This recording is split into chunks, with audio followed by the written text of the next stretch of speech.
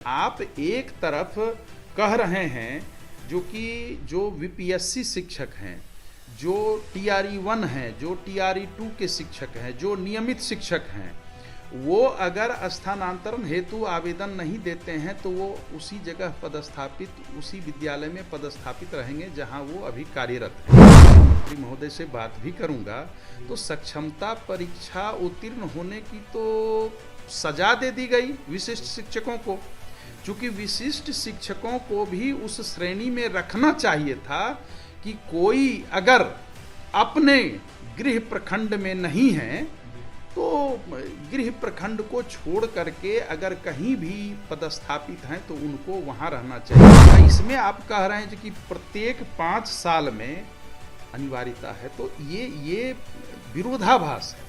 मुझे लगता है एक तरफ तबादले की पदस्थापन की आप उदारवादी नीति अपना रहे हैं, दूसरी तरफ शर्त रख रहे हैं। शिक्षकों को देखते हुए देखिए स्थानांतरण को लेकर बड़ी खबर आ रही है, जहां शिक्षा मंत्री ने भरी प्रेस कॉन्फ्रेंस में यह जानकारी दी है कि किन किन शिक्षकों का स्थानांतरण होगा।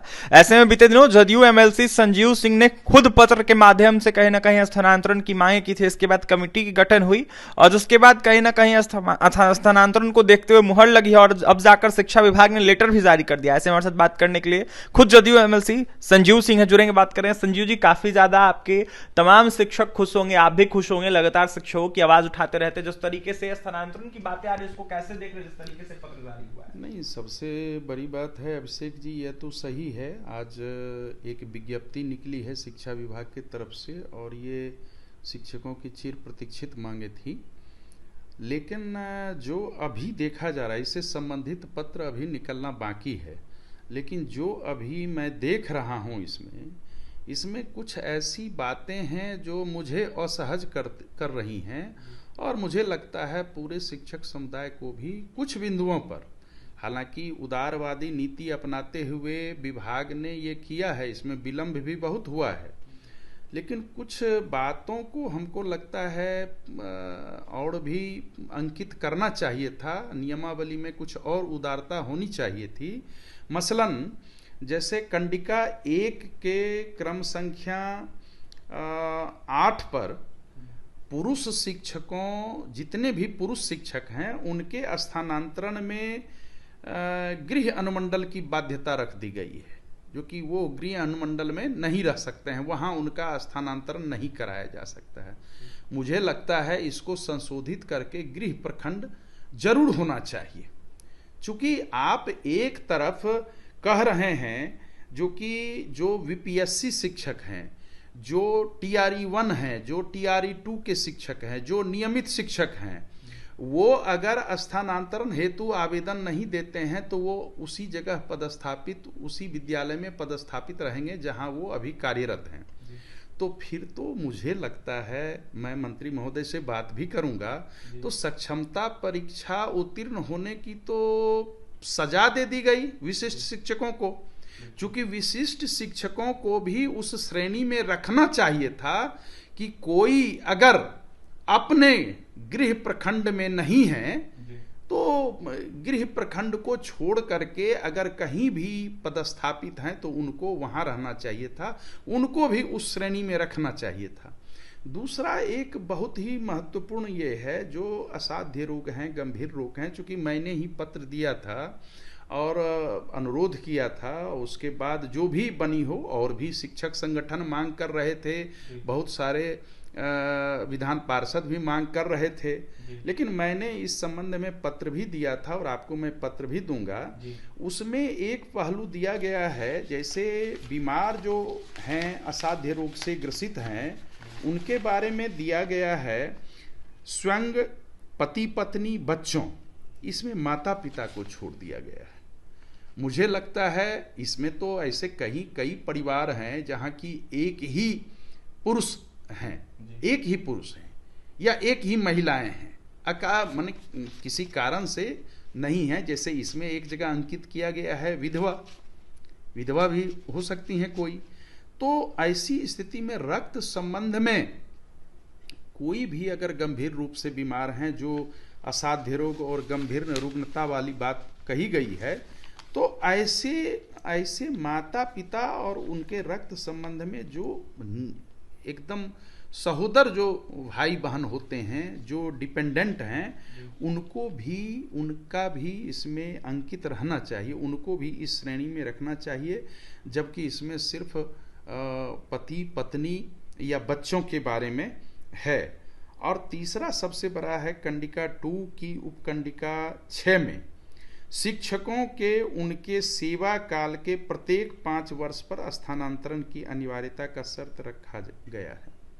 ये तो मुझे लगता है जो कि आप एक सुविधा भी दे रहे हैं और सुविधा से वंचित भी कर रहे हैं।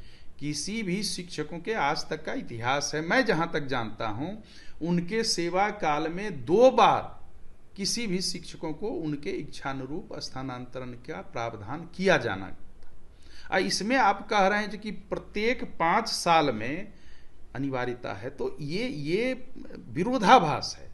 मुझे लगता है एक तरफ तबादले की पदस्थापन की आप उदारवादी नीति अपना रहे हैं, दूसरी तरफ शर्त रख रहे हैं।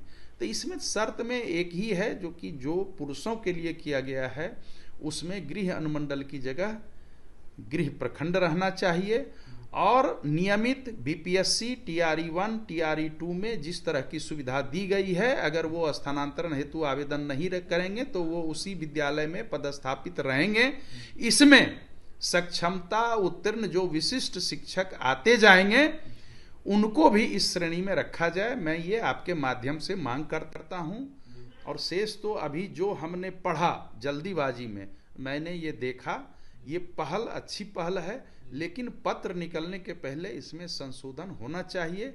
मंत्री महोदय को भी और विभाग को भी इस पर विचार करना चाहिए, चूंकि ये पढ़ाने लिखाने की जो कला है, इसमें इस तरह की कोई शर्तें नहीं होनी चाहिए जो कि किसी को आप उस श्रेणी में ला रहे हैं और किसी को उस श्रेणी में नहीं ला रहे हैं, छोड़ रहे हैं।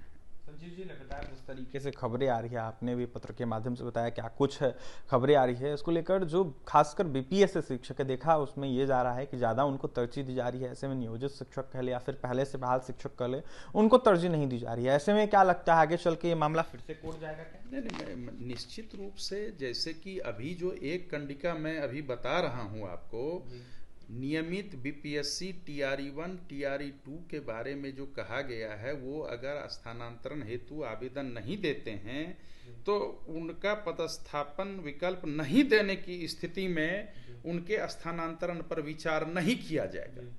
तो भाई ये तो फिर तो आप सक्षमता उत्तीर्ण जो विशिष्ट शिक्षक हैं उनको तो आप अलग थलग रख रहे हैं, जबकि इनकी सेवा अवधि कितने दिन, वर्ष 2006 से ही लगातार नियोजित होते जा रहे हैं। आप जो वो मांग कर रहे थे, चूंकि उनको कुएं की तरह रखा गया था, उनका स्थानांतरण नियोजन इकाई में ही होना था, लेकिन आप जब आज नियोजन इकाई से उनको बाहर कर रहे हैं, उसमें भी आप ऐसा शर्त लगा रहे हैं कि वह मुझे लगता है कतई उचित नहीं है और विधि सम्मत भी नहीं है। वह विधि सम्मत भी नहीं है। निश्चित रूप से मामला हमको लगता है कोर्ट जाएगा ही, चूंकि आप तो उनको भी उस श्रेणी में रखेंगे।